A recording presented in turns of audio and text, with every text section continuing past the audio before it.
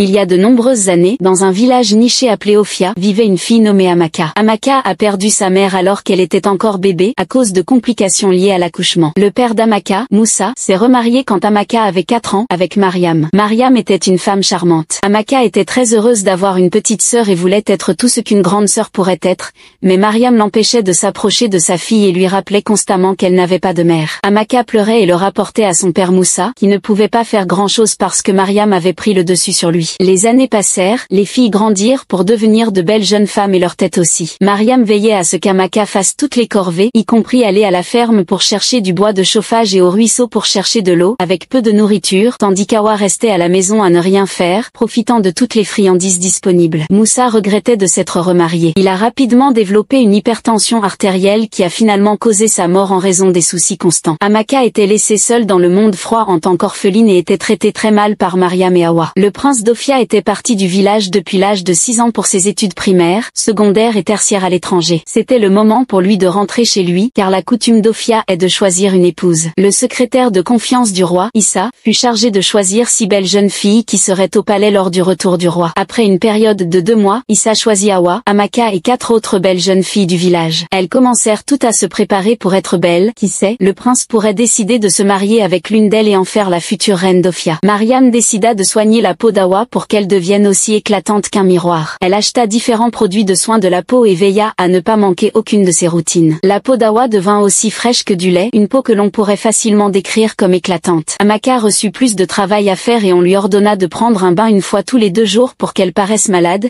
desséchée et non présentable devant le prince pour une exclusion immédiate. L'une des villageoises nommée Salima remarqua ce que faisaient Mariam et Awa à Amaka. Elle leur dit, « Mère et fille, ce que vous faites à Amaka est totalement incorrect et inacceptable. Le monde est un cercle vicieux et totalement imprévisible. L'avenir de cette fille vous est inconnu et il pourrait être plus brillant que celui de votre fille. S'il vous plaît, faites demi-tour de ce mauvais traitement avant qu'il ne soit trop tard. » « Dieu m'en garde, » répondit Mariam. « L'avenir de ma fille est assuré et Amaka ne sera jamais à sa hauteur. » Awa dit à Salima, « Il est évident que tu ne me veux pas du bien, alors s'il te plaît, pars maintenant. » « Oh, » répondit Salima, « que la terre, les arbres et tout ce qui nous entoure soient témoins que je vous ai averti. » Il restait un jour avant que les filles sélectionnées ne se rendent au palais. Amaka était totalement heureuse parce qu'enfin, elle serait libérée du travail pendant 2 bons mois, aurait accès à de la bonne nourriture et à des bains quotidiens. Confinée dans les murs de sa chambre, elle fit une petite prière et dit avec des larmes coulant sur ses joues, « Seigneur, je confie celles qui sont enceintes entre tes mains. Qu'elles ne meurent pas en laissant leurs enfants dans ce monde froid. Garde-les en vie pour élever leurs enfants et que leurs enfants ne finissent pas comme moi. » Amaka qui travaille du matin au soir sans nourriture,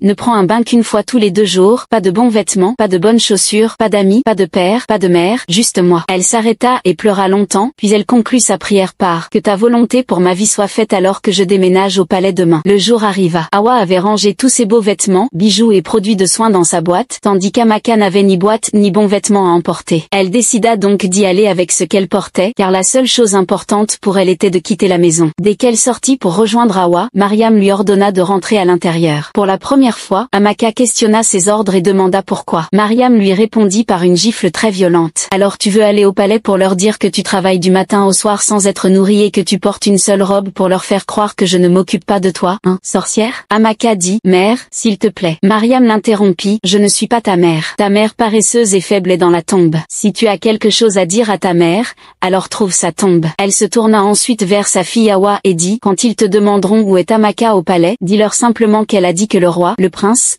les anciens et les habitants d'Ophia peuvent tous aller en enfer, qu'elle n'est pas intéressée. » Awa dit à Amaka, « Oh, pauvre fille, essaie d'avoir une mère dans ta prochaine vie. » Elle prit ensuite sa boîte et partit pour le palais. L'espoir d'Amaka de quitter la maison fut anéanti. Pour la première fois, elle eut envie d'en finir sur le champ, mais elle ne trouva rien pour exécuter ses pensées. À ce moment-là, Salima apparut sur les lieux et demanda ce qui s'était passé. Mariam dit, « Rien ne s'est passé, madame. Rentrez chez vous. » Salima se tourna ensuite vers Amaka et lui demanda ce qu'elle faisait encore à la maison sans être habillée alors que ses camarades étaient déjà arrivés au palais. Amaka trouva le courage de raconter à Salima comment sa belle-mère l'avait obligée à s'asseoir et comment elle travaillait du matin au soir avec peu ou pas de nourriture à manger, et comment elle l'avait aussi forcée à se baigner une fois tous les 2 jours et que ce qu'elle portait était le meilleur de tous ses vêtements. Salima se tourna vers Mariam et dit, « Femme, où est ta conscience? Tu étais censée être un pilier de soutien, un guide et une mère pour cette jeune fille à qui la vie n'a pas été favorable, mais tu as décidé d'être son cauchemar. Comment dors-tu la nuit en sachant que tu vis sous le même toit avec quelqu'un qui n'a pas mangé ni pris un bain? Comment, Mariam, l'enfant de ta semblable, Mariam n'avait plus d'autre option que de laisser Amaka rejoindre les autres jeunes filles au palais. Elle s'assura qu'Amaka prenne un bain complet et lui donna quelques vêtements de sa fille. Amaka était très reconnaissante et se rendit au palais. En arrivant au palais, la porte était fermée et Amaka frappa doucement à la porte. Le gardien ouvrit la porte et la questionna. « S'il vous plaît, ne me renvoyez pas, dit-elle. Ma belle-mère a essayé de m'empêcher, mais d'une manière ou d'une autre, Dieu est intervenu pour moi. » Le gardien dit « Attendez un instant, parce que le roi a déjà rencontré les autres invités et s'il vous voit plus tard parmi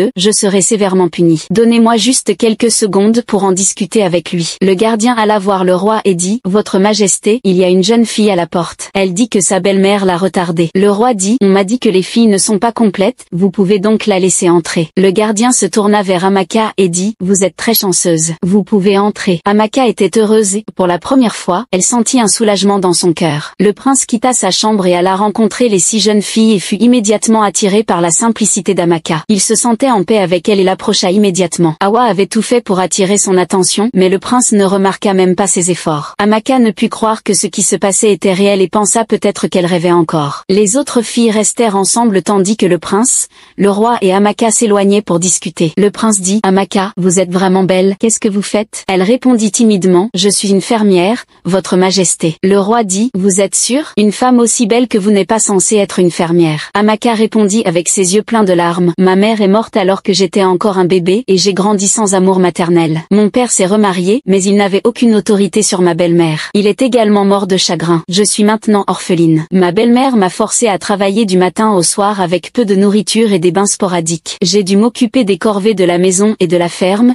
tout en m'occupant de ma petite sœur. Les vêtements que je porte appartiennent à ma belle-sœur. » Le roi et le prince étaient très touchés par son histoire. La période des 2 mois s'écoula et le prince et Amaka se rapprochèrent car ils étaient toujours ensemble. Finalement, le prince annonça publiquement qu'il souhaitait épouser Amaka. La nouvelle se répandit dans tout le village. Quand elle atteignit Mariam, elle devint très malade et fut transférée à l'hôpital. Hawa aussi tomba malade. Ils avaient tous deux perdu beaucoup de poids et avaient honte de ce qu'ils avaient fait à Amaka. Les préparatifs pour le mariage commencèrent. Amaka devint très populaire et l'une des jeunes femmes les plus respectées du village. Le jour de son mariage, tout le village était présent et sa belle-mère et sa sœur étaient également là, mais elles avaient tellement honte qu'elles ne pouvaient même pas la regarder dans les yeux. Les jeunes filles du village étaient jalouses et voulaient tout être comme Amaka. Quand Amaka tomba enceinte, elle se rendit au cimetière et se rendit sur la tombe de sa mère pour lui dire combien elle l'aimait et lui demander de veiller sur elle. Amaka pria pour ne pas mourir pendant l'accouchement car elle ne voulait pas que ses enfants grandissent sans mère comme elle. Célibataire, si vous avez aimé cette histoire, abonnez-vous et laissez un petit commentaire chaleureux pour m'encourager. Dites-moi également dans les commentaires depuis quel pays vous avez suivi cette vidéo. À bientôt sur Grille au Monde.